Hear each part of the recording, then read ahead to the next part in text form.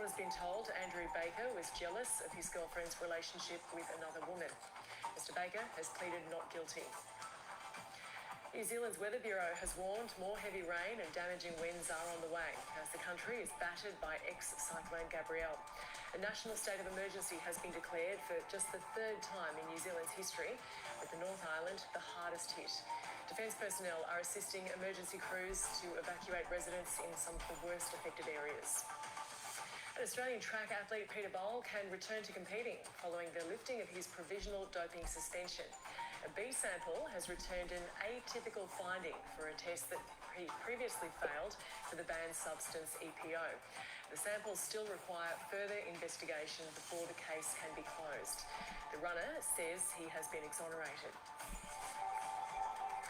There are new calls for pill testing in New South Wales following the death of a man at the Sydney Music Festival at the weekend. The 2019 inquest into 6 music festival deaths recommended legalising pill testing, but the current government has not acted on it. Ruby Cornish reports. Really what's prompted this call is the latest death at the Transmission Music Festival over the weekend. It was a swelteringly hot day. There were 18,000 people there, and one man died. He was 26-year-old Kieran No. He presented to Baked Hospital at about 1:30 on Sunday morning, and by 3 a.m. he had died of a suspected drug overdose. And we had 12 people taken by ambulance to hospital from that festival. 7 of them required intubation, and another 130 festival goers were treated for drug-related incidents and heat exhaustion at the event as well. And so this has renewed calls for pill testing. This is not a new conversation. It's something that's been going on for a few years now, and there have been changes made in the ACT. In 2019, there was an inquest. 6 people died at different music festivals in New South Wales, and one of the recommendations made by the coroner was to... The runner says he has been exonerated. There are new calls for pill testing in New South Wales following the death of a man at the Sydney Music Festival at the weekend. The 2019 inquest into 6 music festivals with armor on, a little bit of this protects you from a lot of that. Today, the Greens MP Kate Fairman has been talking about this issue. She has described this death over the weekend as preventable, and she says that until pill testing is introduced in this state, we will continue to see tragic events like this. It was inevitable that we were going to have more overdoses and unfortunately more deaths at music festivals, and it's inevitable because the government hasn't listened to the coroner and the experts as to how we save lives at music festivals, how we save lives from drugs. And this head in the sand approach by this government is causing dangerous behaviour by young people at festivals, and yes, it's costing lives.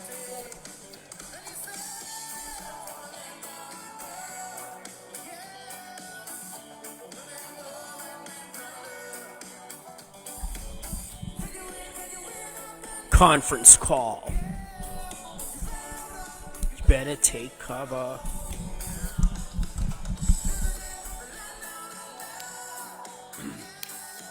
And it continues.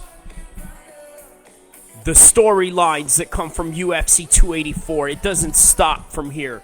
Just when you think it was about to be just a controversial decision, and that was going to be that, it's going to be a story that's just going to go on and on. Fans debating of who is number one, who is the pound-for-pound number one guy, who is the best in the world. That whole conversation was just going to continue on and on and on. And then you thought that it would just only be that. But then you have all these stories dropping where you got Dan Hooker accusing Islam Makhachev of taking an IV. Now, here's a couple of different nuances that goes into this story to understand the full context.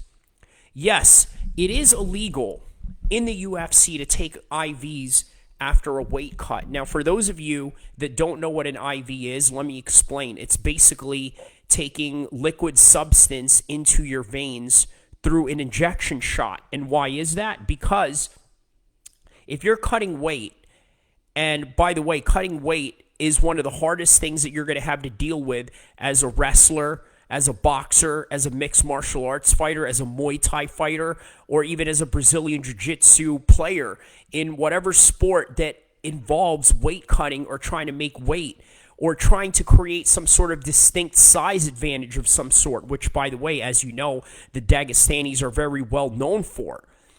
Being that a lot of the hardcore MMA fans in the forums would call them weight bullies and whatnot. But the reality is that it is the prevalent practices of the sport, especially within grappling arts, because although in boxing, there is an aspect to where there is a certain level of where a smaller man can compete against a bigger man, it's a little bit harder in terms of the grappling arts where you could just literally lay on top of somebody with the right size on you and use that to your distinct advantage, to which it's going to be hard for you to be moved. It's going to be hard for you to be taken down. It's going to be hard for you to be lifted up into the air without some sort of resistance or lack of strength from the other side to maneuver you around or to control you or to somehow create some sort of mechanism of leverage control.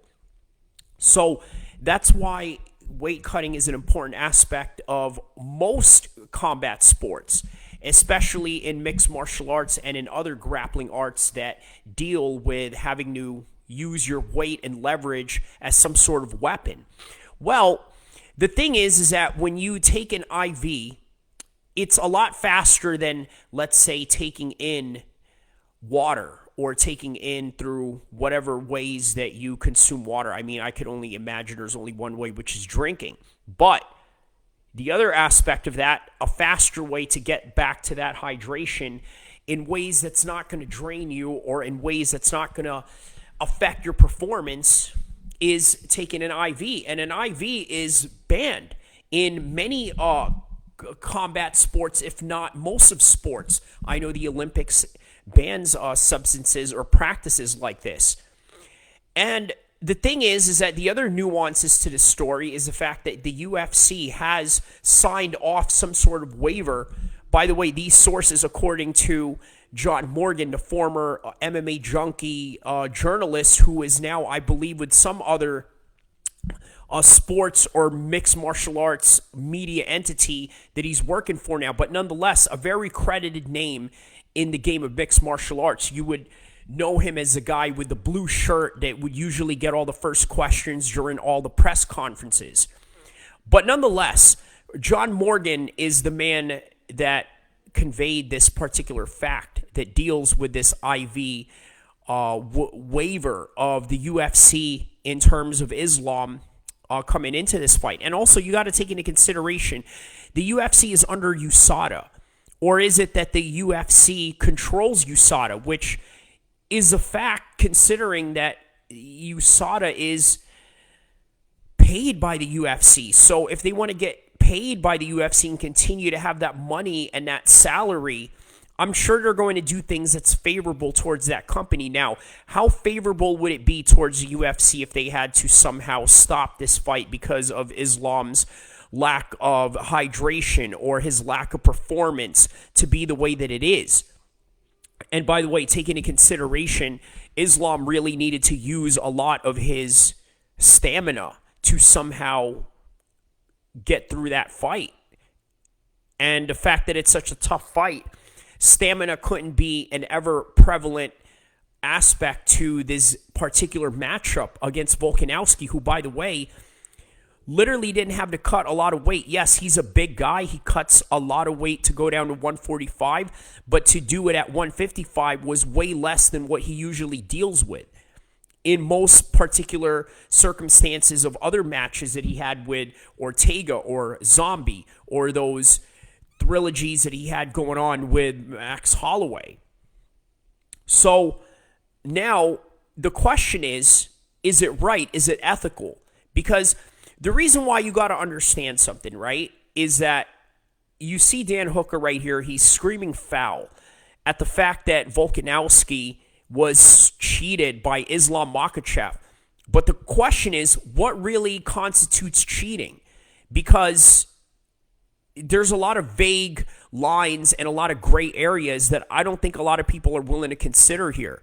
And also, you got to take into consideration, a lot of people who scream foul or scream drug cheat or anything of that sort, I think they just repeat the narrative of people that are, let's say, not in the favor of those certain leverages, being that Volkanovski had to deal with this guy that was extra hydrated. Now he has a harder fight, and now he's not as drained as he used to be, which doesn't give him the leverage to go in here and fight Islam the way that he wants to, the way that he wants to push the pace on him, the way that he wants to use the fact that he is a smaller man, but with more of the stamina in order to somehow gain a little bit of leverage from Islam Makhachev and take away the advantages of, let's say, being a weight bully that has been very prevalent in a lot of guys with wrestling styles that use the grind style, that use the aspect of taking you to the ground and then just pushing all their weight on you and not being able to get up, or just using it to your advantage in grappling exchanges or scrambles. So obviously it's not in favor of Team Volkanovski. And to the fact that Dan Hooker makes these claims that would otherwise be really outrageous if he was an absolute liar. The fact is that there is no evidence of Dan Hooker being a known liar of some sort. But then again, you also got to understand most fighters are liars in different ways, even with the most integrity that they have inside of them or whatever it is that they display in public. They are liars, and sometimes you would have to be. There's different ways that you would have to lie. For example, if you get kicked in the guts and you're in a fight or you're in a sparring session, are you supposed to go out there and show that? Or are you supposed to put on your poker face and lie at the fact that you're hurt and then you're pretending that you're not? So you have to lie when you're scared of competing against somebody that is really tough in your next matchup. But you can't go out there and say that because you would look like a coward and then you would possibly give some sort of mental leverage to your opponent. So you have to lie. You have to lie about the things that deal with your injuries, because look at Michael Bisping. He claims that he had to lie about not being able to see and memorizing the eye chart of the little letters that you have to read in order for you to get a pass from the doctor. Or sometimes maybe even do things such as pay doctors off on the side just to give you that medical clear pass for you to go out and fight. So you have to constantly lie. You got to lie all the time. That is the nature of the game. Now, the difference is that what is the ethical, moral compass in that aspect of a lie? Because you have to understand, combat sports is a game of trying to hurt the other guy and then trying to create some sort of strategy in order for you to gain whatever advantages that you need to win this fight. And that just really relates to war in more ways than one, because nobody in war has ever said, hey, you know what? That's unfair for the Americans to drop a bomb on the Japanese during Hiroshima. Of course, if you were Japan, or if you were a left wing, or not even a left wing, just one of these anti-human, not anti-human, but anti-bombing, anti-war type of people that have this type of ethos, of course you're going to be against that. It's not going to be favorable towards you.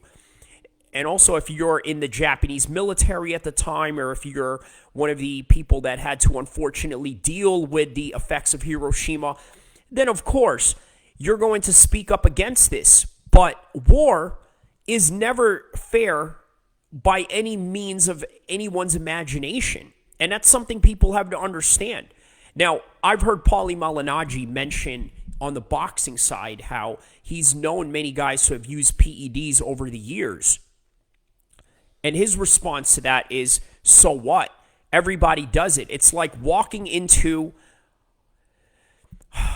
a gunfight with a knife. And I've mentioned this in a short little video that I did regarding Conor Benn and TJ Dillashaw, which you could find on this page.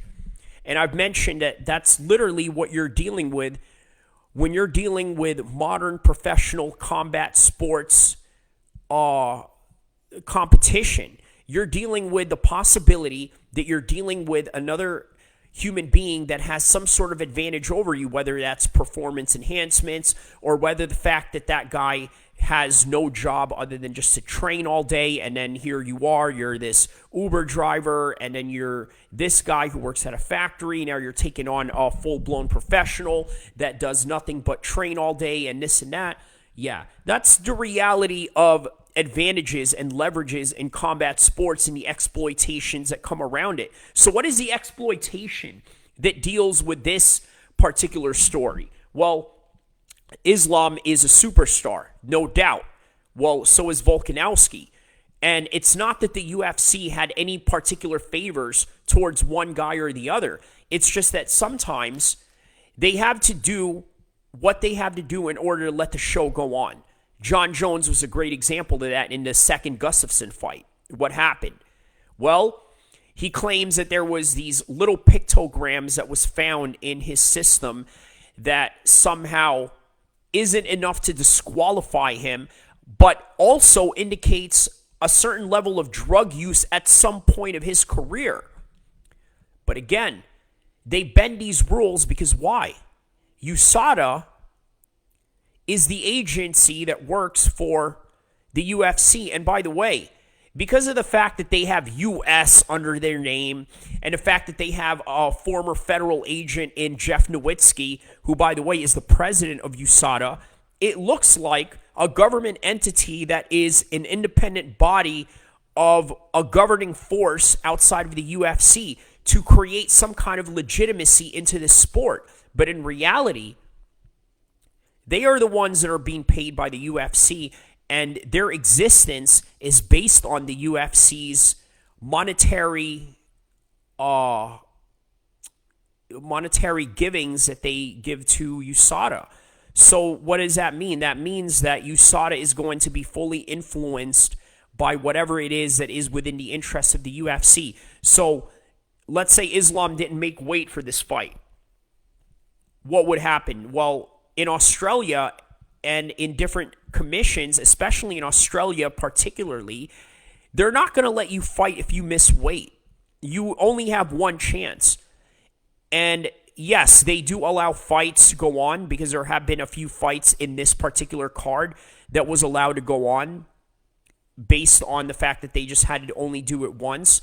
And but if it was a championship fight, then this wouldn't be a championship fight. It would be just like the Charles Oliveira, Justin Gaethje 155 championship fight in Phoenix, where he didn't officially defend his title because he missed weight, but then was also vacated. So in reality, Islam and Charles Oliveira fought for a vacant title, and that's something a lot of people and the history in and of itself will tend to forget, even within the short term that we have going on right now. So, one thing you guys have to understand, was it against the rules for Islam to do it? Probably. But at the same time, who makes these rules? The UFC. So that is the moral dilemma that we have to deal with here. Whose moral compass is right?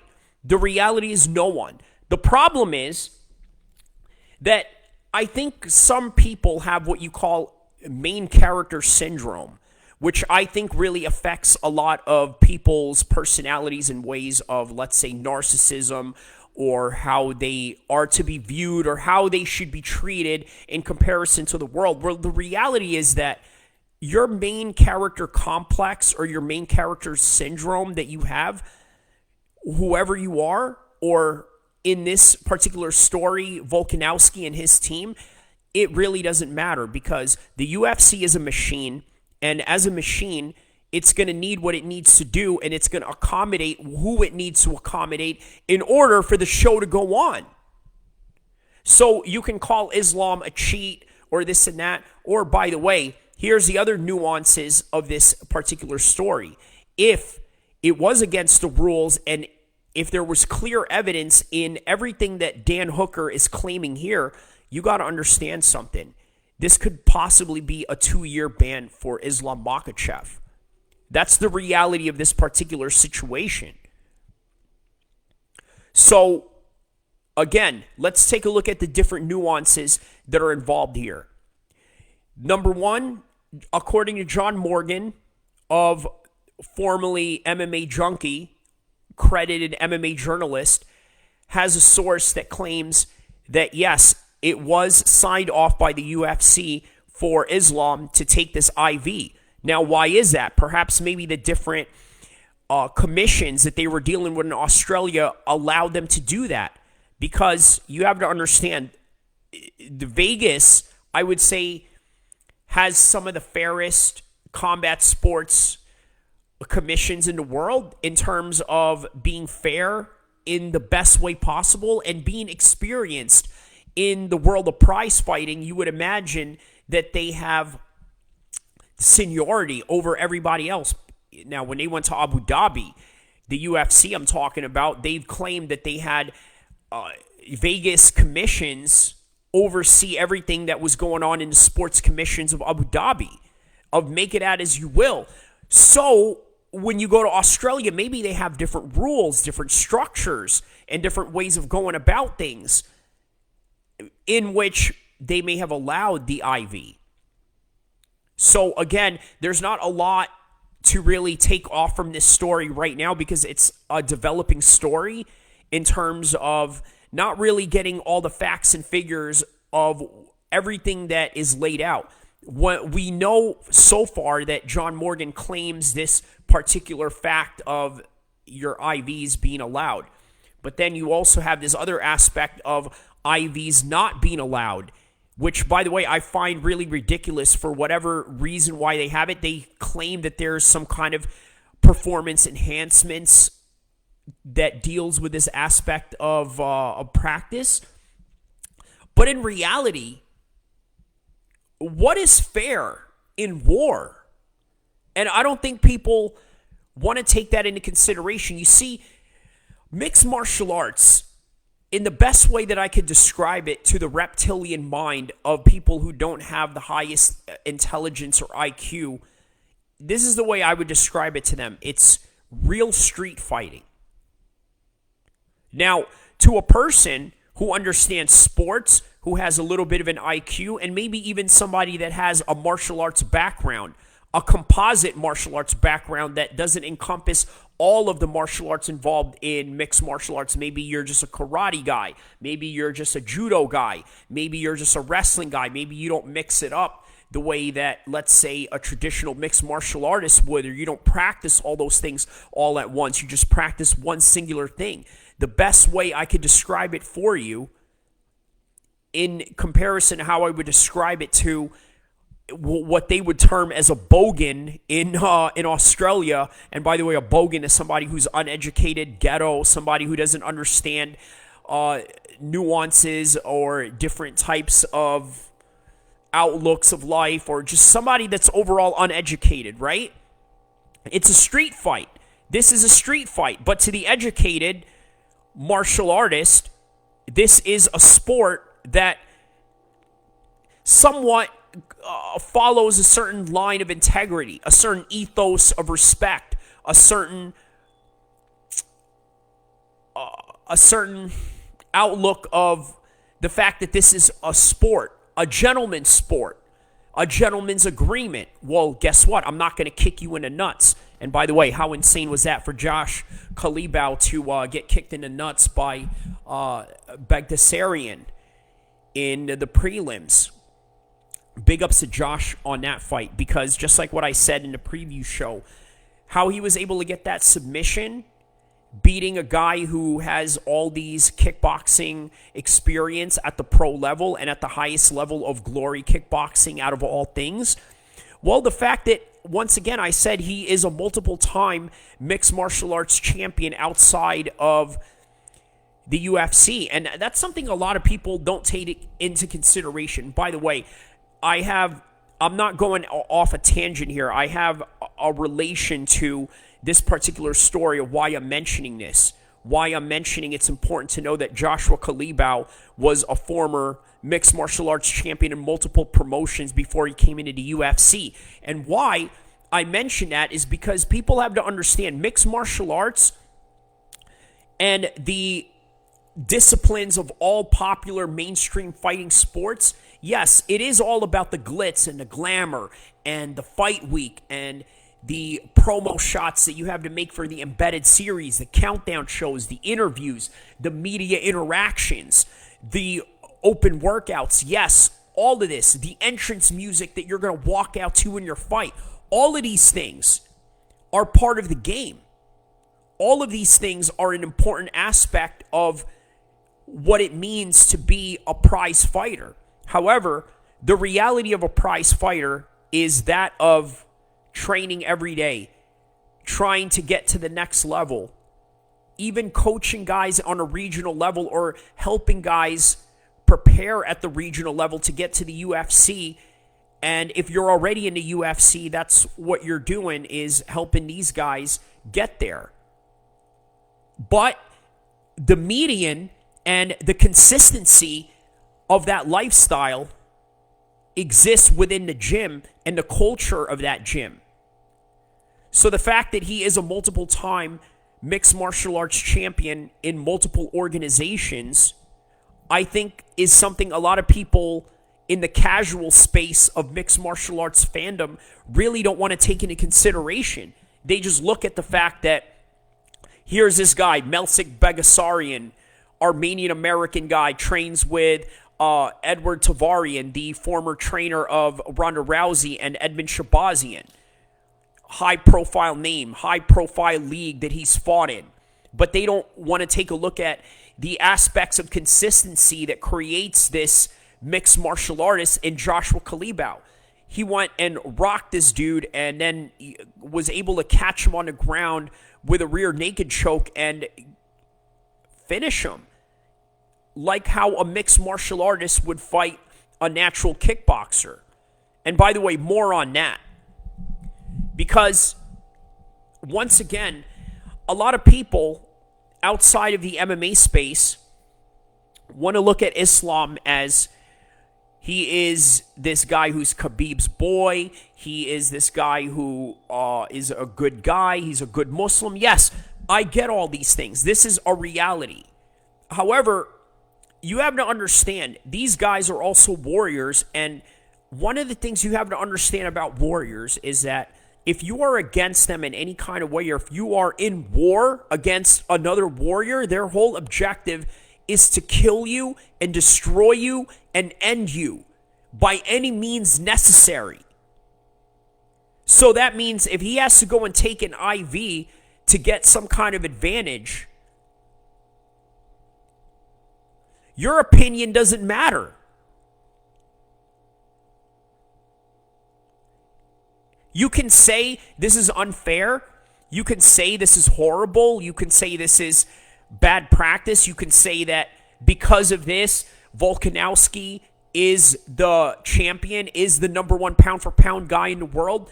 You can claim all these things, but the fact of the matter is the history books don't see it that way. The history books only see the winners and the losers. Just like the war in Iraq. I was watching Generation Kill earlier today, and it got me thinking, man, in the beginning, when the USA went into Iraq and took it over from Saddam Hussein, they came in there like it was nothing, because guess what?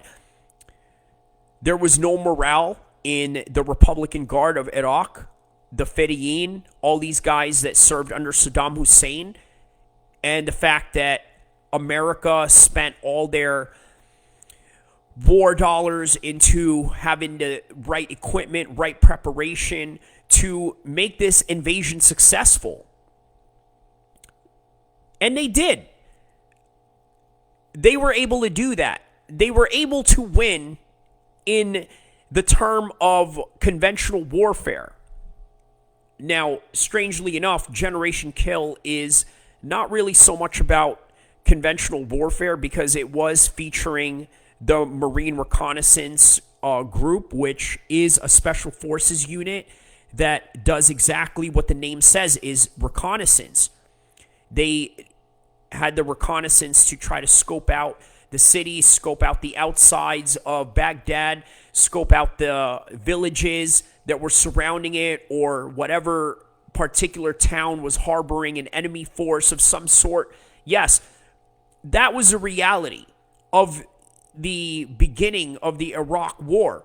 But by the end of it, let's not make any qualms about it. The Americans were humiliated and were beaten by the insurgency, and not only that, had to pull out because of the lack of war dollars that they were able to put in later on in 2011, 2012, of which at the time they pulled out. And that's all that history remembers. That's all that history understands. History only understands the winners, regardless of how they won, and nobody really cares. Okay? Now, let's go into the Jack Jenkins, Don Shainis fight. Now, I was wrong about that one. I picked Don Shainis for whatever reason. I thought that maybe he had, I don't know what I was thinking of picking him, but obviously Jack Jenkins had the better wrestling. He had the better takedowns. He was 4 and 5 out of the takedowns in comparison to Don Shainis, 1 out of 3. Was able to get all the takedowns with no problem in comparison to Don Shainis, who got 2 of his takedown attempts stuffed by Jack Jenkins. And in the striking aspect, you could say Don Shainis had the better percentage. I mean, according to percentage, he had 68.4 in comparison to Jack Jenkins with 66.7 out of 100 strikes. They both threw 100 strikes in total. But the significant strikes is what people remembered with Jack Jenkins. 67%, 82 out of 123 strikes in comparison to Don with 50 out of 102 strikes, 49%. By the way, Don Shainis had 2 submission attempts in this fight. But guess what? That's not how history remembers it.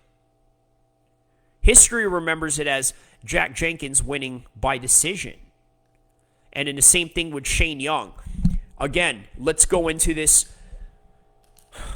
main character complex. A lot of people didn't think Blake Bilder was going to win this fight. And by the way, how crazy is it, right? His name is Bilder, but Shane Young was a former builder himself. This would be like Clay Guida taking on somebody who was a former carpenter, because Clay Guida's name is the Carpenter. But nonetheless, whatever. I just thought that was interesting to add into that. Shane Young, hometown guy, taking on this American who came here and flew 23 hours away from wherever he's from in the United States, and people didn't take into consideration the takedowns and the grappling aspects that Blake was going to neutralize on Shane Young. But because Shane Young believed that he was this warrior from Australia, that he wasn't going to, I mean, look, here's the thing. You got to tell yourself whatever it is that you have to tell yourself in order to win. But he didn't win because Blake was the better grappler, even had the better striking percentage in this exchange. Out of 126 strikes out of 206 for Blake Bilder, and then Shane Young with 81 strikes out of 197, 41% total strikes, and Shane had 0 takedowns. Blake Bilder kept grinding, constantly trying to get takedowns, 1 out of 7 in the takedowns, and comes out the victor by unanimous decision in this one. Now, talk about robbery. Here's something that's not much of a robbery with Zubaira and Elvis Brenner. I did cover this fight in the first reaction of the night after the post-fight show and whatnot.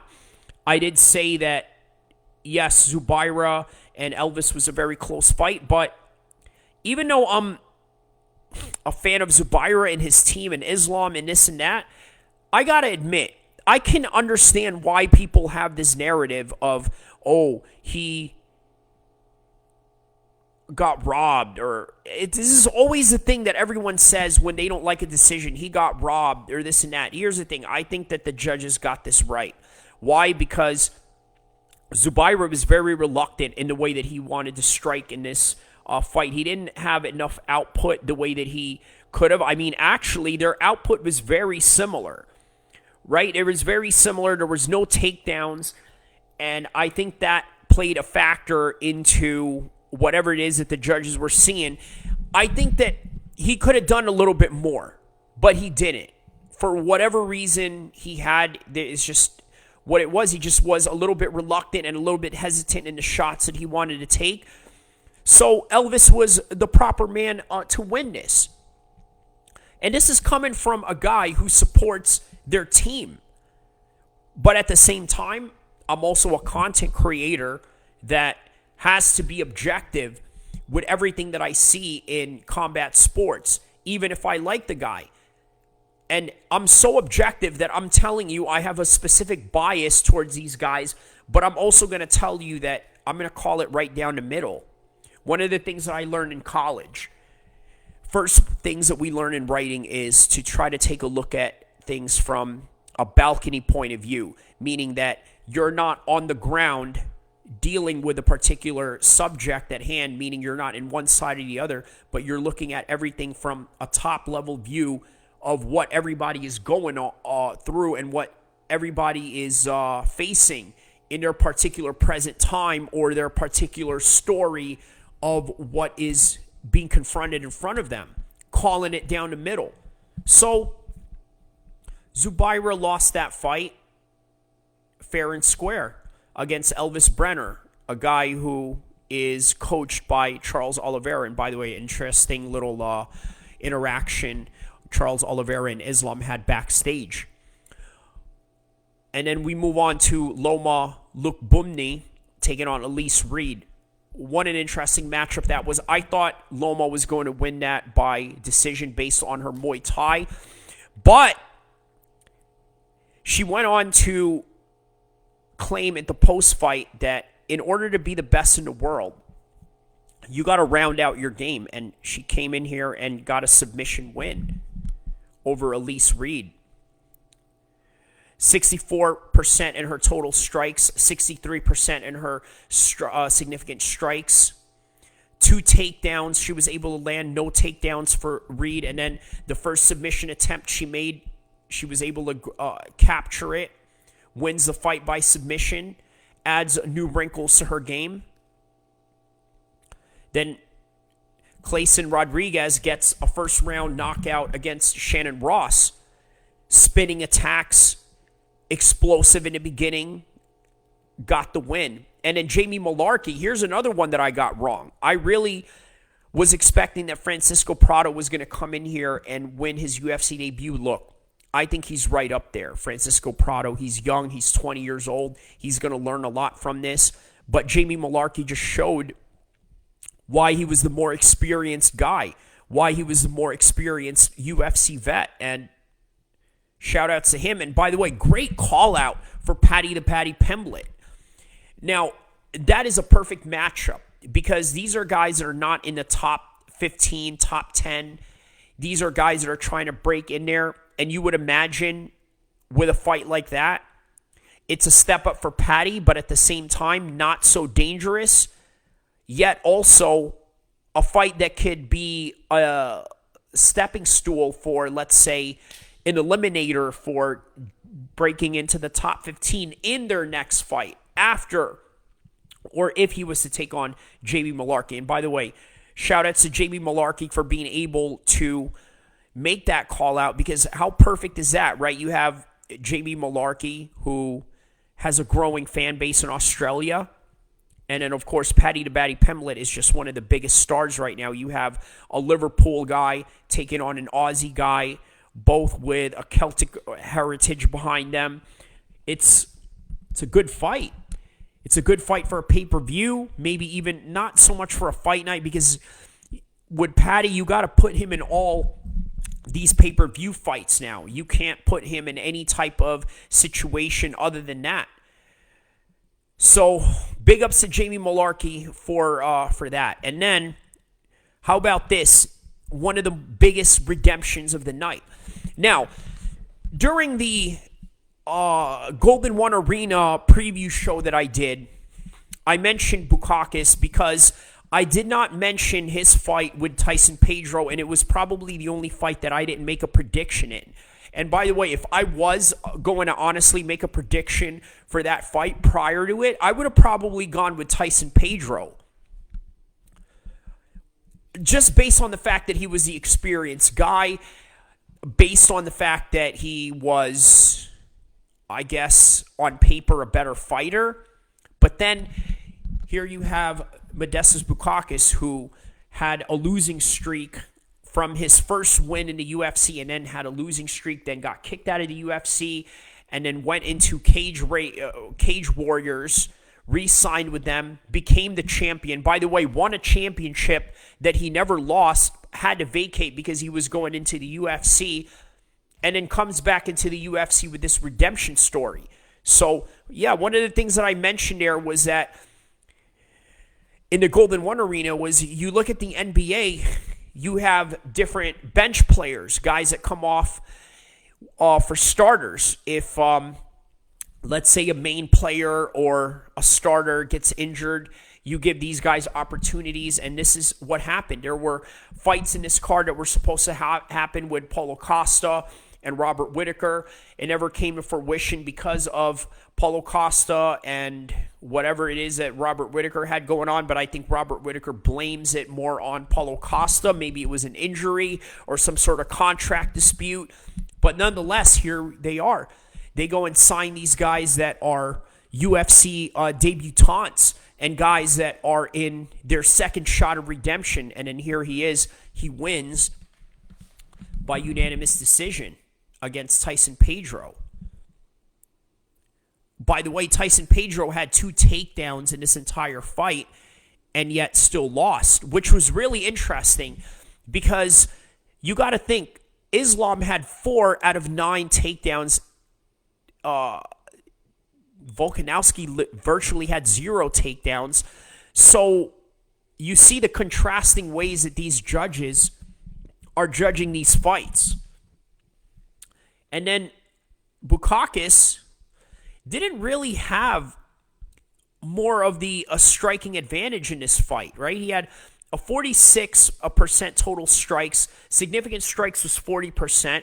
On Tyson Pedro's side, he was up to 50 to 60% in his strikes, yet Modestas wins, and by unexpected fashion.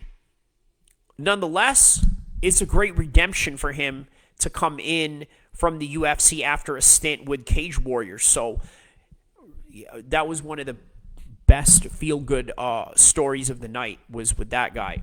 Then Justin Tafa gets a first-round knockout against Parker Porter. Again, I got this one wrong because I really thought that Porter was going to use his experience to somehow neutralize Justin, but this is what you get in the heavyweight division. It just takes one shot, and you know these Samoan guys, they have a certain amount of power that is just incredible, and then a chin too to go along with that. So big ups to Justin Tafa for that win. And then Jack Della Maddalena, first round submission after rocking Randy Brown. We've talked about that in the previous post-fight show. And then Yair Rodriguez, Josh Emmett. By the way, big respect to Yair for looking into the eyes of Josh Emmett while he was submitted. He was just looking down, disappointed because he lost the fight. Obviously, you know what? You lose a fight, you get submitted. It doesn't hurt because it's a submission, right? You know, everyone gets tapped every day when they go to practice in BJJ. It's no big deal. The fact is, you're now doing it in front of the world and you just lost. You've gone so far, 37 years old, finally getting a title shot, traveling all the way to Australia, 15-hour flight from California to Perth, Australia. By the way, 15 hours to the east coast of Australia, and then another 5 hours going into the western side of Perth, Australia. Long trip for Josh, nonetheless. Gets submitted by the Mexican superstar, looks in his eyes and says, don't feel like that. You are a champion no matter what. You are a tough SOB, and keep your head up. Very classy on his part to do that. And then, of course, now you have Islam Makhachev and Alexander Volkanovski. We've talked a lot about that fight, and now with this whole new story that they have going on of accusations in terms of IV bans and uses and things of that nature. Well, I've already explained nuances that comes with that, right? There's a possibility of a 2-year ban if he did actually do it. And then there's the aspect of the UFC signing off on it. Why? Because of financial gain that they could possibly make into this fight, which they did. And then you also got to take into consideration that the UFC pays USADA. It's not like the government came to the UFC and said, hey, we need you to be drug tested in order for you to do this sport. Because guess what? They are a road circus to where they go in different towns, in different cities, in different events. This week, they were in Perth, Australia. Next week, they're back in the Apex Center in Las Vegas with a fight night that is not really significant for the casual fan base, right? Because you got to think, you looked at the UFC 284 card. I mean, that card was electric. You had all these Aussie celebrities that were there. You had Sonny Bill in the